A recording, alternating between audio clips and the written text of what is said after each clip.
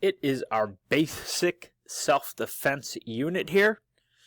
We're not going to be jabbing anybody in the eye here with keys, but we want to talk to you about let's be safe in Geneva or wherever we go. Let's be prepared. Not teaching you how to kung fu or anything like that. But the approach we're going to take is going to get you out of potentially dangerous or life-threatening situations.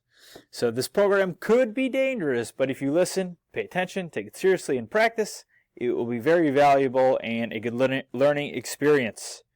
So, if we do teach you some moves, please do not be practicing them in the hallway, at lunch, in other classrooms.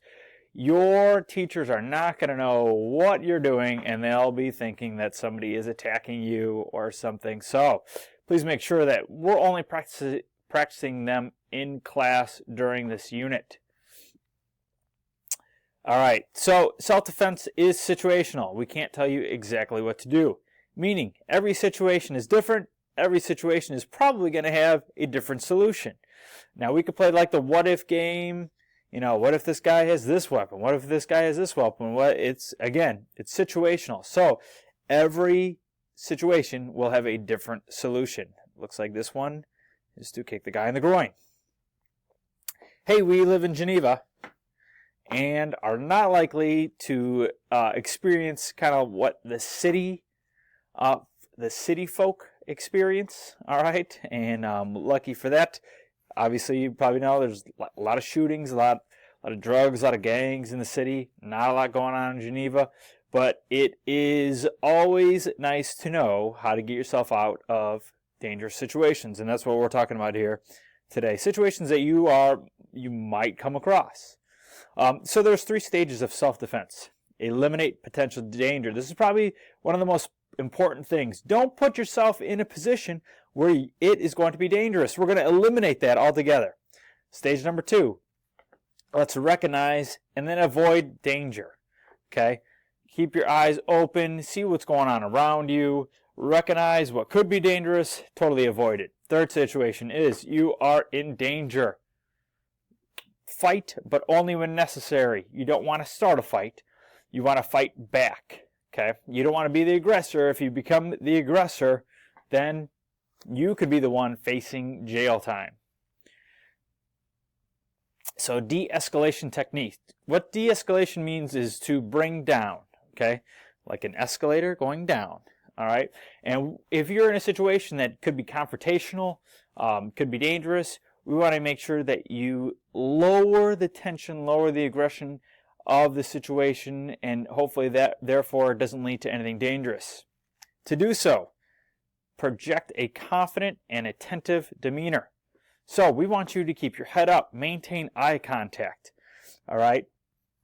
Avoid an expression of fear or disinterest or rejection. Assume a neutral facial expression. We don't want you to look bored or disapproving or anything like that. Look calm. Keep a relaxed posture. Keep your back straight, your feet and shoulder width apart, and weight evenly distributed. And minimize movements. So, let's put yourself in a situation where the bank you are at is being robbed, and this guy's got a gun, and he is yelling. The last thing you want to do is yell back at him, because anytime you are in a yelling match, voices raised, right? Aggression is raised. People become more extreme. What we want you to do is be calm, okay? And that person is more likely to mirror your behavior. If you're doing these wild movements and you're yelling and you are kind of unpredictable, they're going to be unpredictable too. They might not know what you're up to. So it's important to act confident and attentive demeanor, and hopefully just try to calm this person down. That's the whole idea of this. Mirror calm. Control your own level of anxiety. Something I already said, don't shout or argue. Slow your rate of speech. Use active listening skills. No obscene language. We don't want that anywhere. Control your emotions and breathe slowly. Try to relax while you're doing this. All right. Important. position yourself for safety. So try to stay at a distance from this attacker, right? If we're at the bank or something like that. Try to stay at least two arm lengths between you and them, so that if they were trying to get you, you have a big enough lead where you can kind of get away. Angle your body at 45 degrees. Why do you think you want to do that? I'll give you a second. That way you can kind of run in any direction, right? You're kind of facing one way and the other way. I mean, like, it's easier for you to run away, right? If you're directly straight on him, you're looking straight on him, he starts coming at you. You got to turn first before you run away. This way, you can already go. Keep your hands in front of your body for possible protection. Position yourself behind a barrier if possible. So again, we're at this bank. That's the example we've been using. If you can get in between one of those tables or chairs, even like that, just to slow them down if they were trying to get you. That's kind of the idea for that. So, 3 stages for attack. The pre-stage attack. This might be a confrontation between yourself and others, walking down an unfamiliar street, and you may expect the attack suspect that there could be one, maybe. The pre-stage attack. The pre-stage attack is when nothing has happened yet. All right, nothing has happened yet. Are you able to recognize that an attack is coming? Okay, sometimes you are, sometimes you're not, right? Can you suspect that someone is out to get you? All right, and there's some clues. People give out clues, right? You can tell when somebody's kind of being shady and they're kind of following you, right? You kind of like have that sense in your stomach, like, this doesn't seem right. Okay, this stage is characterized by high emotional buildup and stress. Here's the thing: if you're able to recognize that something might be coming, you are more likely to avoid danger. But if you're clueless, if you're oblivious, if your head is in your phone as you're looking down and you don't see what's around you, all right, huge advantage to the attacker. So the pre-stage attack is nothing has happened yet, but something's going to happen. The attack stage, this is when actual contact is made with you or your belongings. Okay. So this attack could last for days, such as kidnapping. It could last for a couple seconds, such as like a phone or purse snatching or something like that. This stage is characterized by speed and violence. Then we have our post-stage attack. This takes place when the attacker achieves the objective. Purse snatcher is out of sight. The loser of the fight stays down. This stage is characterized by disengagement and emotional stress. So the whole event is over with the post-stage attack. Let's go back to our pre-stage. Let's go back to our pre-attack stage. So, who's more likely to get attacked? A person walking down the street with their head up, whistling, hands out to the side, looking all around them, seeing what's going on, being very observant, or the person that has their head down, afraid to make eye contact, hands in their pockets, quickly walking down the street, right? Probably the person that is not projecting confidence. So whenever you're walking, especially in an area unfamiliar where you think there might be some danger, or you just don't know, walk with attitude, walk with self-confidence. If you're walking and you're like, hey, I know what's going on here, that person who's thinking about this attack is like, okay, this is not the victim I want to choose. I don't want somebody that's going to fight back. I don't want somebody that's going to give me trouble. I want an easy victim. Most like sharks don't attack sharks because they know they can get chewed up and eaten and hurt, right? Sharks pick on the littler fish that they can catch and that are not going to fight back. So it's the same idea with criminals. They want to find that person that is weak and vulnerable. They don't want the person that's not afraid.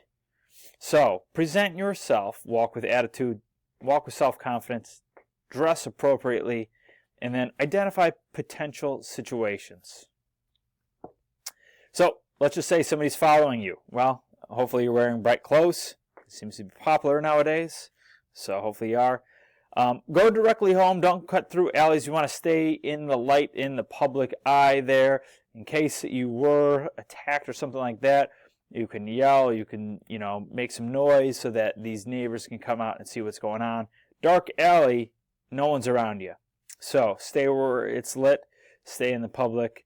Call home when you are leaving. So you're leaving from a friend's house, and hey, I'm leaving right now, I'll be home in 10 minutes. That way, if you don't get home in 10, 15 minutes, people know that something might have happened and they can come look for you. If possible, walk in groups or with friends. Notice this is all like preparation, right? So we are preparing for something to stay out of trouble. All right, so somebody's following you now. Okay, so change your path, just cross the street. Don't go down a dark alley or something like that, but just, go across the street. Did they go across the street as well? Kind of give you a clue. This person's after you, right? Go to somewhere where it's lit. Go to an open building or store. If you're out in public, you're in the commons or something like that, this person's been following you all around. Go into a store, tell somebody there, let them know what's going on. If you're in a neighborhood, go to the nearest house and let them know what's going on. All right. If you're too far away from home, you can't run home or something like that. Look for a place that's well lit. Maybe their garage is open. Okay. You can act like it's your home too. That person has no idea where you live. Probably doesn't know where you live. If you go into that garage and be like, "Dad, I'm home," this person's gonna be like, "Okay, they're home. Their dad's there. This is not an easy victim. I'm gonna move on." The attack stage. So this is getting out of situation using non-threatening items. Use an object easier to use than a strike or a kick in certain situations. So, if that victim is bigger than you and you kicking them, punching them is not going to hurt, what could you use? I'm thinking about what I have in my pockets right now. I got keys. I can whip them with my keys. I have a water bottle. That's not going to feel good if I bash them on the nose with that. I got my phone. I can even hit them with that. These items that I have, they can be replaced. Okay, your life and your health can't. So, who cares if you break your phone over somebody's face? Just get out of this kind of situation. Here's some more items that you might carry on you: backpack, keys we talked about, pens and pencils. Jab them with the eye. How about your voice? You start yelling, you make a big a scene, and there's other people around. This guy's gonna be like, "Okay, I thought this was gonna be easy. It's not. Now everybody's looking. I need to get away." Whistle. Hit him with a book, comb or brush, nail file. Some people have mace or pepper spray. There's different laws on that. Not exactly sure if that is legal or not in the state to carry, depending maybe on how old you are. So these are some things.